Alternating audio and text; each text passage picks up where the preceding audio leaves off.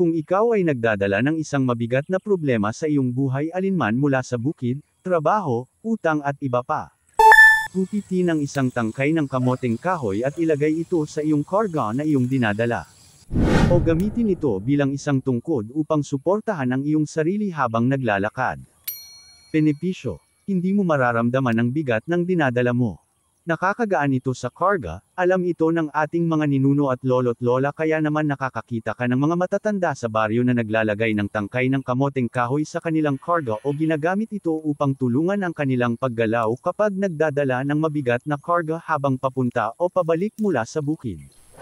Kung nakakita ka ng ahas at pinagbantaan ka nito, o pumasok ito sa iyong bahay at hindi mo ito mapatay, pumunta at putulin ang tangkay ng kamoteng kahoy, putulin ang mga dahon sa dulo nito at itapon ang tangkay sa ibabaw ng ahas, ito ay mamamatay sa loob ng 5 minuto ng mag-isa.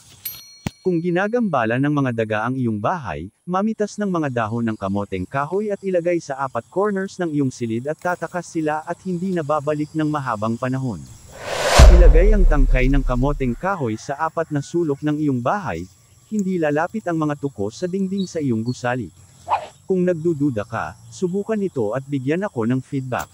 Ang kaalaman ay kapangyarihan, ang ating mga ninuno ay matalino. Maraming salamat po.